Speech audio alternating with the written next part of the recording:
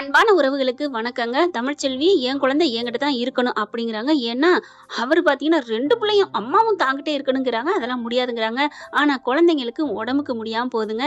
தாய்ப்பால குடிச்சிட்டு அடுத்து போயிட்டு புட்டிப்பாலு, அந்த பாலு, இந்த பாலுன்னு குடிச்சா குழந்தைங்களுக்கு உடம்பு சரியில்லாம தானங்க போகும். அதனால பஞ்சாயத்துல என்ன சொல்றாங்க, வேணும்னா 2 பிள்ளையும் ஒரே இடத்துல குடுங்களேன் அப்படிங்கிறாங்க. தமிழ்ச்செல்வி 2 பிள்ளையும் நான் பார்த்துக்கிறேனே அப்படிங்கிறாங்க.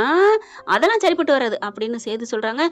நான் என் புள்ளைய நான் விட மாட்டேன் அப்படின்னு சொல்ல, அப்ப நானும் விட மாட்டேன். இப்ப என்ன பண்றது?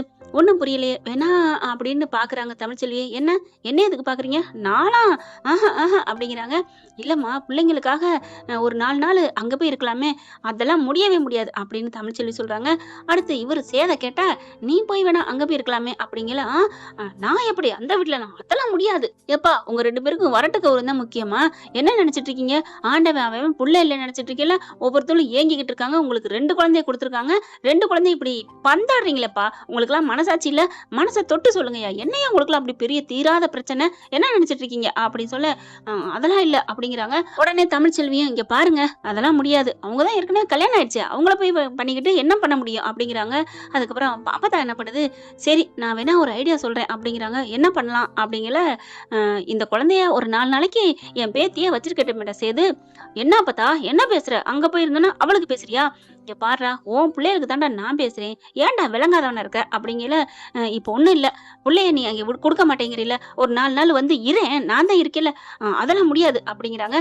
சரி முடியாதுன்னா பக்கத்துலயே நீ இரு, ஒரு வீடை புடிச்சுக்கிட்டு இரு. பிள்ளைக்கு எப்பப்ப பால் கொடுக்கணுமோ வந்து குடு. தமிழ்ச்செல்வி கொடுத்துட்டு போவா. என்ன போதுமா? ஒண்ணு பிள்ளைய கொடுத்தாலும் சரி, இல்ல தமிழ்ச்செல்வி அங்க வந்து கொடுத்தாலும் சரி. அதெல்லாம் வேணாம். பிள்ளைக்கு பால் பசிக்கையில நாங்க அங்க கொண்டாந்து தர்றோம், பாலை கொடுத்தா போதும். ஏன் வீட்டுக்கெல்லாம் வர வேணாம். அப்பதான் அம்மாச்சி நாங்களும் யார் வீட்டுக்கு போகவும் தயாரா இல்ல அப்படின்னு தமிழ்ச்செல்வி சொல்லுது. அடுத்து சேது என்ன பண்றாங்க, கருப்பை கூட்டிட்டு வேகமா வீடு பார்க்க ஆரம்பிக்கிறாங்க. அங்க அக்கம் பக்கம் தேடுறாங்க. கொஞ்சம் தூரத்துல இருந்தா தானேங்க டக்குன்னு கொண்டாந்து கொடுக்க முடியும். அதிர்ஷ்டம் பாத்தீங்களா, காசை அள்ளி இறக்கிறாங்க. வீடு கிடைச்சிருதுங்க. வீடு கிடைச்சா பரவாயில்ல, ஒரு சின்ன ஏரியாவா சின்ன வீடா கிடைச்சிருது. அதுக்கப்புறம் அங்க போய் ஒரே நிமிஷத்துல 1 மணி நேரத்துல வீடு கிடைக்குது பாத்தீங்களா. அங்க போய் இருந்துடுறாங்க. குழந்தை வந்து அழுகுது. டக்குன்னு கருப்பும் சேதுவும் கிளம்புறாங்க. கிளம்பி கொண்டாந்து அவதா அப்படின்னு கத்த, என்னடா பிள்ளைக்கு பால் கொடுக்க சொல்லு. இதைத்தான் நான் சொன்னேன். அங்க இருந்து இங்க வர்றியா? நீ இங்க இருந்தா என்னடா? அப்பதான் சரி விடு, அவளும் அங்க இருக்க மாட்டா, நீயும் இங்க இருக்க மாட்ட, கொடுங்கடா அப்படின்னு பிள்ளைய தூக்கிட்டு போறாங்க. இவர் அப்படியே எட்டி எட்டி சேது பாக்குறாரு. என்னடா பாக்குற? இல்ல அந்த பிள்ளைய இருடா கொண்டு வரேன் அப்படின்னு சொல்லிட்டு இந்த பிள்ளைய தமிழ்ச்செல்விட்ட கொடுத்துட்டு இன்னொரு குழந்தைய சேதுகிட்ட கொண்டாந்து கொடுக்குறாங்க. அப்படியே கொஞ்சிறாருங்க. அப்படித்தான் ஆசை வருது. இதெல்லாம் ஈகோ எதுக்கு பார்க்கணும்? 2 பேரும் பிள்ளைய ஆசை வச்சிருக்கீங்க, அப்புறம் ஒண்ணு சேர்ந்து வாழ்ந்தாதான் என்ன? இங்க தமிழ்ச்செல்வி பாக்குது. உங்க பேரை வந்துட்டாராக்கும்.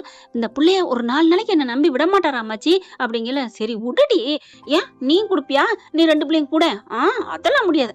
அப்படித்தானடி, உனக்கு ஒரு சட்டம், அடுத்தவங்களுக்கு ஒரு சட்டம். அது என்னடி அடுத்தவங்களை மட்டும் ஈஸியா எல்லாரும் பேசிடுறீங்க, தனக்குன்னு ஒண்ணு மட்டும் அப்படிங்கிறீங்க. சரி விடு அப்படின்னு உள்ளார போயிட்டு பாலை கொடுத்துட்டு அப்படியே வருதா. என்னடி நான் கொண்டே கொடுக்குறேன். ஏன்டி? அப்பதான் நான் அந்த பிள்ளைய நான் வாங்கிட்டு வர முடியும். அதெல்லாம் நாங்க வாங்குறோம் வா அப்படின்னு சொல்லிட்டு கொண்டு போறாங்க. இந்தாடா சேது அப்படின்னு பிள்ளைய கொடுத்துட்றாங்க. அதுக்கப்புறம் பாக்குறாரு. அந்த பிள்ளைய கொடுத்தோன்னு, ஐயோ 2 பிள்ளையும் நான் வச்சுக்க ஆசையா இருக்கே, எனக்கு அந்த குடுப்பனை இல்லையே அப்படின்ட்டு பிள்ளைய கொண்டு போயிடுறாங்க. ஏன் உடனே அங்கேருந்து இங்கேருந்து வராங்களா? அதெல்லாம் இல்லடி, என் பேரன் வீடு பிடிச்சிட்டாண்டி. என்ன மச்சி சொல்றீங்கன்னு எல்லாரும் கேட்க, ஆமா அவன் பெத்த பிள்ளைங்களுக்காண்டி எப்படி வந்து இருக்கேன் பாரு அப்படிங்கிறாங்க. அதுக்கப்புறம் கருப்பும், தங்கச்சி நல்லா இருக்கியாம்மா அப்படின்னு பேசுறாங்க. நல்லா இருக்கேன்னு, பிள்ளைய பாத்துக்கங்கன்னு. அதெல்லாம் கவலையப்படாதம்மா, அதான் பிள்ளைய தூக்கிட்டு நான் வந்துட்டோம்ல அப்படிங்கிறாங்க. அப்புறம் என் சாப்பாடெல்லாம் பாருடா, இவ்வளவு அக்கறையா? அதெல்லாம் இல்லைண்ணே, உங்களை தானே கேட்டேன். அதெல்லாம் எங்களுக்கு சாப்பிட தெரியும், நாங்க போறோம் அப்படின்ட்டு போயிடுறாங்க. பார்த்தா இங்க இந்த நியூஸை அங்க அவங்க அப்பா கிட்ட சொல்லிடுறாரு சேதுபதி.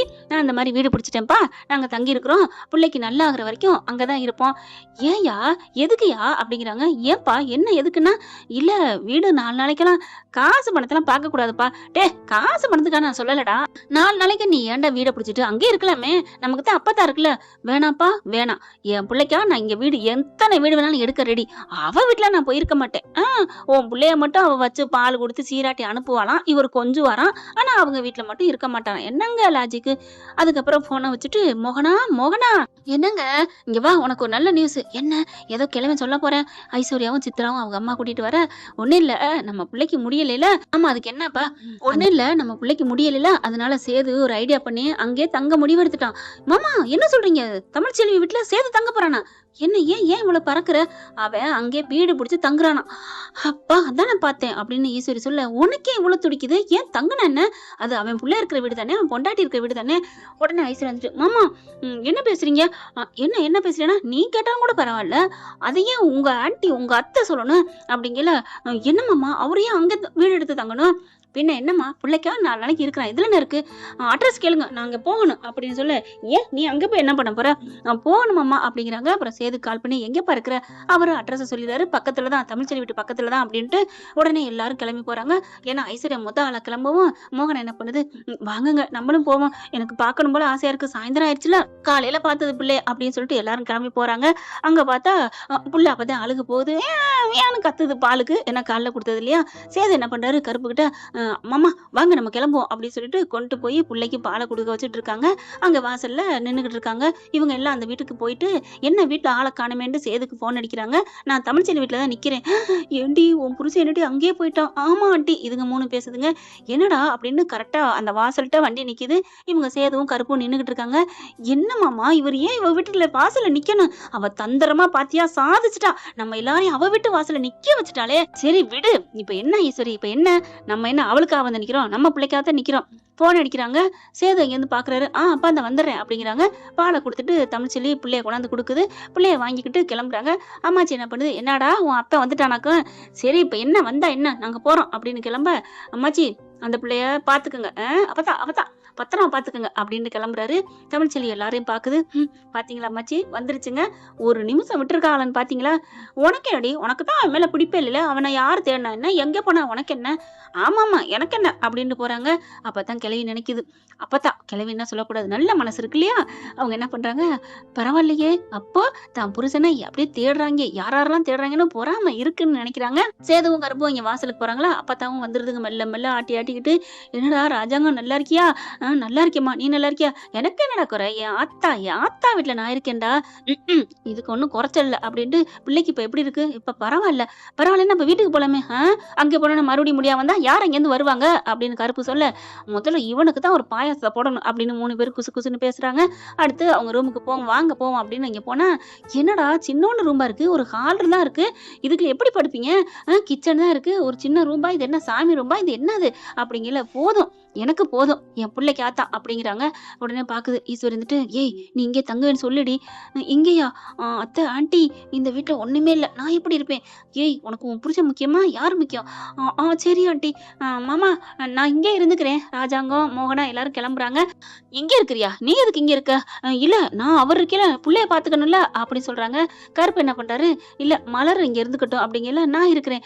வேணாம் யாரும் வேணாம், கருப்பு மாமாவும் நானும் பாத்துக்கிடுவோம், பத்தலன்னா அம்மாச்சி அப்பத்தா இருக்கு, அதை கூட தூக்கியாந்து கூட்டியாந்து வச்சுக்கிறோம் அப்படிங்கிறாங்க. அப்படி பாக்குற, சரி அதுவும் நல்லதான், நான் இருப்பேன் அப்படின்னு ஐஸ்வர்யா இருந்துக்கிறது. சரி இருந்துக்க, உன் புருஷன்ட்ட இருக்குன்னு நினைக்கிறேன், நாங்க என்ன பண்றது அப்படின்னு எல்லாரும் கிளம்பிடுறாங்களா. ஐஸ்வர்யா என்ன பண்ணுது, மாமா கொண்டாங்க பிள்ளைய நான் பாத்துக்கிறேன், நான் அதெல்லாம் பாத்துக்கிறேன், அட கொடுங்க மாமா, அட நான் பாத்துக்கிறேன் அப்படிங்கிறாங்க. ஆனாலும் பாத்தீங்கன்னா எல்லாம் தான் 3 பேரும் உட்காந்து பாத்துட்டு இருக்கல. அம்மாச்சி வந்துருது. என்னடா சேது என்ன பண்ற? அப்பதான் வா பார்த்தா நல்ல வேலை வந்துட்ட அப்படின்னு சொல்ல, ஏன்டா? இல்ல எனக்கு ஏதோ மாதிரி இருந்துச்சு, என்னமோ தெரியல பார்த்தா, எல்லாரும் இருக்கணும் போல தோணுது. இவன் யார சொல்றான், தமிழ் நினைக்கிறானான்னு ஐஸ்வர்யா மனசுல நினைக்குது. அடுத்து கொஞ்ச நேரத்துல சாப்பாடு வாங்கிட்டு வந்து சாப்பிடுறாங்களா. அப்பத்தாவும் கொண்டாருது. ஏய் சாப்பாடா, தங்கச்சி சமைச்சதா அப்படின்னு கருப்பு வேகமா எடுக்க, உனக்காத்தாண்டா அப்படிங்கல. சேது என்ன பாக்குறாரு, சாப்பாடு அப்படியே மணக்குது திறந்த கையோட. ஐஸ்வர்யா வந்துட்டு, மாமா நமக்கு பிரியாணி ஆர்டர் பண்ணுவோம் அப்படிங்கல. ஏண்டி நான் தான் சாப்பாடு கொண்டாந்துருக்கேன்ல, அவங்களோட சாப்பாடுலாம் எதுக்கு, காசு வேணா கொடுத்துருங்க, அவதான் சாப்பாடு எப்பவும் கொடுக்குறவ தானே. உடனே சேது அப்படியே சாப்பாடு ருசி, வாய் ருசிக்குது, மீன் குழம்பு வறுவல் நல்லா இருக்கா, அப்பதா நான் வேணா அதுக்கு காசை கொடுத்துறேன், கொண்டா அப்படின்னு இலைய போட்டு கப்பு கப்புன்னு அடிக்குதுங்க. ஐஸ்வர்யா அப்படியே பாக்குது, என்ன ஒரு சாப்பாடா, என்ன பாக்குற? கருப்புக்கு கோவம் வந்துருது. என் தங்கச்சி சமையல் செம்மையா இருக்கும், அதுவும் இல்லாம எங்க சின்னம்மாவும் சூப்பரா சமைக்கும், சாப்பிடாடி போ அப்படின்னு இதுங்க நல்லா வெளிர் ஓட்டிடுதுங்க. அதுக்கப்புறம் கொஞ்சோன்னு வச்சிருக்காங்க, வேணும்னா சாப்பிட்டுக்க அப்படின்ட்டு. ஐஸ்வர்யனால பசி தாங்க முடியல, அதோட ருசி மனம் உட்காந்துருதுங்க, பட்டையை பிரிச்சிருது. இதுங்க வெளியில போன சமயம் பார்த்து வெளியில எல்லாரும் பேசிட்டு இருக்காங்க. ஏயா சேது கொஞ்சம் மனசு வையா, தமிழ்ச்செல்வி அப்படி என்னையா பண்ணிட்டா, அப்பதான் நீ மறுபடியும் இதை பேச வந்துட்டியா பா அப்படின்னு சொல்லிட்டு உழுக்க போறாங்க. போனா கப்பு கப்புன்னு அடிச்சுக்கிட்டு இருக்கு. யாரோ வேணான்னு ரோசம் பார்த்தாங்க. இப்ப யாரு சாப்பிடுறது அப்படின்னு கருப்பு சொல்ல, கண்ணு வைக்காதீங்க அப்படின்னு சொல்லிட்டு சாப்பிட்டு முடிக்குது. அதுக்கப்புறம் பார்த்தா ஃபுன்னு சாப்பிட்ட கையோட வேர்க்கும் இல்லையா, அப்படியே அப்படியே அது இப்படி கையை வச்சு அசைக்குது. சரி இங்கே படுத்துக்குவோம், பாய விரிக்கவா அப்படின்னு சொல்ல, அப்படி படுத்து பாக்குது. ஒன்றும் பண்ண முடியல. பிள்ளை வேற அழுதுகிட்டே இருக்கா நெய்யு நெய்யுன்னு. மாமா நான் கிளம்புறேன். எங்கே போற? வீட்டுக்கு. நீ தானே இங்க இருக்கேன்னு சொன்னேன். இல்ல இங்க ஏசி இல்ல, ஃபேன் இல்ல. ஐயோ எப்படி இருக்கீங்க? இதென்ன விசிறி மட்டும் எடுத்திருந்தா வீசிக்க அப்படின்னு கொடுக்க, ஐயோ எனக்கு வேணாம் அப்படின்னு சொல்லிட்டு, நீங்க படுங்கப்பா, எனக்கெல்லாம் இந்த வாழ்க்கை வேணாம். என்னடி இந்த வாழ்க்கை வேணாங்கிற? ஏன் இப்படி நிறைய பேர் வாழ்ந்துட்டு இருக்காங்க தெரியுமா இல்லையா? அவங்கவுங்க வாழட்டும், எனக்கு என்ன தலையெழுத்தா என்ன? எங்க அப்பா அம்மா பெரிய ஃபாரின் பணக்காரவங்க, நான் இங்க இருக்க மாட்டேன். உன் புருஷன் இங்க இருக்கானடி, எனக்கு தேவையில்லை பார்த்தா, நான் கிளம்புறேன் அப்படின்னு சொல்லிட்டு அவன் ஓடிடுது. ஆட்டா பிடிச்சிட்டு நான் போறேன், நீங்க யாரும் தேவையில்லை அப்படின்ட்டு சேது பாக்குறாரு. இதெல்லாம் ஒரு பொம்பளை அப்படிங்கிற மாதிரி கருப்பு எடுத்து கொடுக்குறாங்க. பாட்டியும் சொல்றாங்க. ஆனா அவருக்கு அதுல வாங்கல. அவர் போக்கஸ் பூரா தன்னோட பிள்ளைங்க மேலதான் இருக்கு. அடுத்த பிள்ளை பசிக்க ஆரம்பிக்குது. சரி நான் போய் பாலை கொடுத்துட்டு வரேன், நீ இருடா. அதெல்லாம் முடியாது, நான் என் பிள்ளையும் பார்க்கணும்ல, அந்த பிள்ளையும் அப்படின்னு 3 பேர் வராங்க. இந்த வீட்டுக்கு அந்த வீட்டுக்கு ரோடு போட்டுக்கிட்டே இருக்காங்க. அடுத்து பார்த்தா அம்மாச்சி போயிட்டு, ஏய் தமிழு என்ன ஃபேன் ஒண்ணு குடுறி, ஏன் அங்க நான் படுக்க போறேன்டி, எனக்கு வேணும்டி. ஓ படுக்க போறியா, இந்தா அப்படின்னு எடுத்து கொடுக்குது. அம்மாச்சி படுக்க போறேன்னு சொல்லிட்டு உன் பேரனுக்கு தானே கொடுக்க போற, கரெக்டா கண்டுபிடிச்சிட்டாலே. அதெல்லாம் இல்ல தமிழு, எனக்கு தான் அப்படின்னு சொல்லிட்டு ஃபேனை வாங்கிட்டு போறாங்க. இவரும் பிள்ளைய வாங்கிக்கிட்டு போயிட்டு படுத்துடுறாங்க. அப்படி வீசிக்கிட்டே இருக்காரு. ஐயோ பேர பிள்ளையே மறந்துட்டோமே, நம்ம பேர பிள்ளைய நினைச்சா இவனுக்கு என்ன பண்றது அப்படின்னு கொசுவலை அங்க இருக்கிறத எடுத்துட்டு போறாங்க. ஏற்கனவே 2 வாங்கி வந்தவங்க வாங்கிட்டு வந்தாங்களே, அதையும் எடுத்துட்டு போயிட்டு, டேய் பேராண்டி அப்படின்னு கூப்பிட, என்ன பார்த்தா நீ அங்க படுக்கலையா, இருடா நான் எப்படா படுப்பேன் அப்படின்னு ஃபேனை போட்டு விடுது. குளு குளு குளுன்னு காத்து வருது. அப்பத்தா இதுக்குதான் அப்பத்தா வேணுங்கிறது. பின்ன என் பேரன் கொள்ளு பேரன். உடனே கருப்பும், அப்பத்தா நானும் அம்மாச்சி நீனும் தாண்டா என் வீட்டு புள்ள தாண்டா, உனக்கு ஒரு சொத்து பங்கு எழுதி வச்சிடணும்டா. அட போமாச்சி, உன் சொத்துக்காக வாங்கியிருக்கேன், நானே தனிக்கட்ட இருக்கிற வரைக்கும் உங்களுக்கு சேவை பண்ணிட்டு நான் போயிருவேன். கட்டப்பா மாதிரி யாருக்கும் எதுவும் துரோகம் பண்ணிட மாட்டியே அப்படின்னு ஒரு சேது சொல்ல, என்ன மாப்பிள்ளை இப்படிலாம் சொல்றேன்? மாப்பிள்ளைன்னு சொல்லித்தான் பாச்சான்ல, பாக்கலையா? நானும் பாகுபலி பார்த்திருக்கேன் மாப்பிள்ளை. அவங்கெல்லாம் ராச வம்சத்துக்கு துரோகம் பண்ண மாட்டேன்னு அப்படி நடந்துட்டாங்க. நான் அப்படி இல்ல மாப்பிள்ள, நீ எங்க வம்சம் ராச வம்சம் தானே சொல்லிக்கிட்டே இருப்ப மாமா. அது வேறடா, நான் அன்புல இருக்கேன், அதனால அன்புக்கு நான் கட்டுப்பட்டவன், உங்களுக்கா நான் எது வேணாலும் செய்வேன்டா அப்படின்னா. தமிழ்ச்செல்வி என்னன்னு சொன்னா பண்ணிட்டு வந்துருவியா? டேய் அவளும் நீ 2 பேரும் ஒண்ணுடா, எனக்கு 2 கண்ணு, நீ மாப்பிள்ள நீ சும்மா இரு அப்படிங்கிறாங்க. அதுக்கப்புறம் ஃபேனை போட்டுட்டு படுக்கிறாங்க. அம்மாச்சி நீ போ அங்கவே படு, ஏன் இங்க இருக்கிற? இல்லடா நானும் இங்கே படுத்துக்கிறேன், கொஞ்ச நேரம் விடிய இருக்கேன் அப்படின்னு சொல்லல. ராத்திரில பசி வந்துருது பாப்பாவுக்கு. அதுக்கப்புறம் தூக்கிட்டு போறாங்க. அப்பதான் பாக்குறாங்க, ஏண்டா மணி 2 மணிடா, இங்கே அங்கே ஏண்டா சண்டிங்க அடிக்கிறிய, இங்கே படுங்களேன். பாக்குறாங்க சேது. தமிழ்ச்செல்வியும் ஒன்னும் சொல்லல. ஏண்டி தமிழ் என்ன, நான் என்ன பண்றது, அதான் மணி ஆயிடுச்சுன்னு சொல்லிட்டீங்களே அப்படின்னு உள்ளர போயிடுறாங்க. டேய் அவளே இறங்கி வந்துட்டாடா, பின்ன என்னடா படுறா அப்படிங்கிறாங்க. சரி நான் படுக்கிறேன், என் பிள்ளைய விட்டுட்டு போனாலும் போக மாட்டேங்கிற, அப்புறம் என்ன இரு அப்படின்னு சொல்லிட்டு அந்த ஹால்லே விரிச்சு விட்டுறாங்க. சேரன் பாண்டியன் படுக்கிறாங்க பாத்தீங்களா ஐயனார் துணையில, அந்த இடத்துல பாய விரிச்சு படுத்துடுறாங்க. கருப்புக்கு ஒரே சந்தோஷம், எப்படியோ மாப்பிள்ளையும் தங்கச்சியும் ஒண்ணு சேர்ந்தா சந்தோஷம்ட்டு.